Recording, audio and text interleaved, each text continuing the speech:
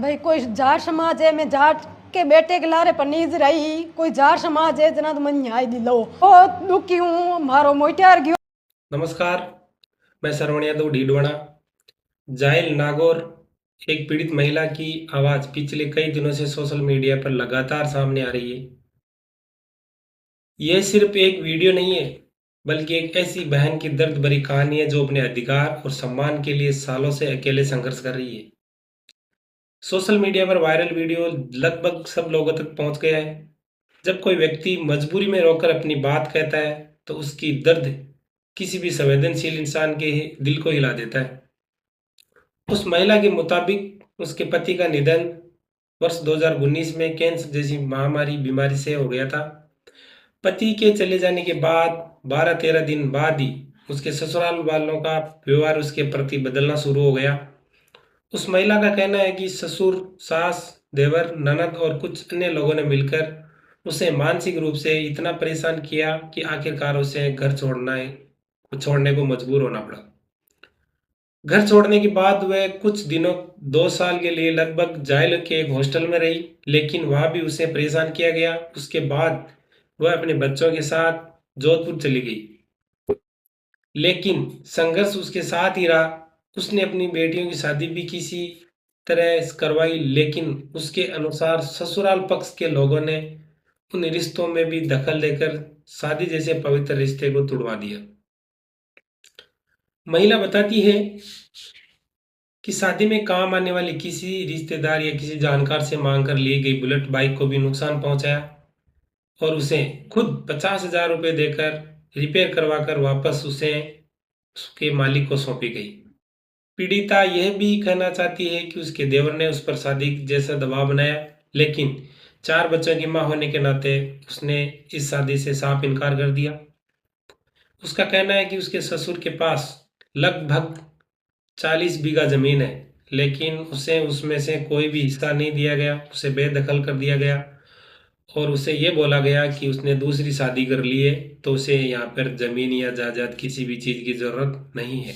फिर मारी यान की अफवाह फैलाई है गांव में, फिर गुआड़ी में अगले के बा कोई ब्याह कर लियो। ठीक है, मैं ब्याह कर लियो तो मन साबुत गयो, मारी कोई एडिट कर मारो दुश्मन हो, जो को वो मारी एडिट कर कोई फोटो ना किए, जो के नहीं मैं कहूँ चाहूँ वो मन साबुत दे गयो एक बार के भाई मैं कोई कौन ब्याह करूँ कौन नहीं करूँ, जो को वो मन साबुत दे गयो। बस मैं थे गांव का और गुआड़ी का के। आज भी वह अपने सम्मान व अधिकार के लिए लड़ रही है और उम्मीद कर रही है कि उसकी ये बात है वो सुनी जाए। महिला ने रो रो कर अपनी ये पीड़ित कहानी है वो मीडिया में बताई है। अब यहाँ एक सवाल, एक बात है, साहब मैं वो क्लियर कर देता हूँ कि मैं किसी भी जाति विशेष के लिए नहीं बोल रहा हूँ। ये बहन जाट समाज से है और मैं यादव समाज से हूँ, लेकिन दर्द, संघर्ष और न्याय किसी जाति का नहीं होता। जब मामला किसी की बहन बेटी की सुरक्षा और सम्मान का हो, तो उसमें जाति नहीं, इंसानियत सबसे पहले आती है। आज ये बहन जाट समाज से है, कल कोई मेरी बहन यादव समाज से होगी, इसी तरह की परेशानी में होगी। इसलिए ये मामला समाज नहीं, मानवता का है।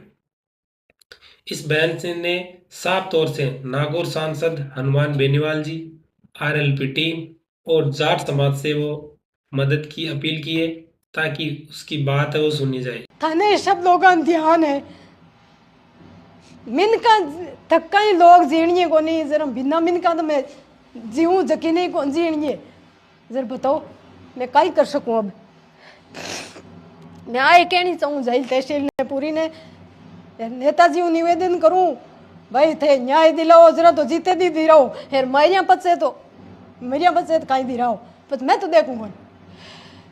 वह किसी पर हमला या आरोप नहीं कर रही है, वह बस ये चाहती है कि उसके बच्चों का भविष्य है वो सुरक्षित बनाया जाए। एक पीड़ित महिला की आवाज को अनदेखा कर देना किसी भी समाज की मजबूती नहीं है, बल्कि कमजोरी को दिखाता है। समाज वही मजबूत होता है जो अपने कमजोर वर्ग की आवाज सुनकर उसे सहारा देता है। उम्मीद है संबंधित लोग जिनसे उन्होंने अपील की है उसकी बात गंभीरता से सुनेंगे और उसे वह मदद मिलेगी जिसकी उसने सबसे ज्यादा जरूरत है। आरएलपी टीम हनुमान जी बेनीवाल नागौर सांसद और जाट समाज से उसने न्याय की अपील की है। संवेदनशीलता ही इंसानियत की असली पहचान है। न्याय और सम्मान हर व्यक्ति का अधिकार है। धन्यवाद। मैं आशा करता हूँ कि इस महिला को समय पर न्याय मिलेगा। आप सभी लोगों का बहुत बहुत शुक्रिया।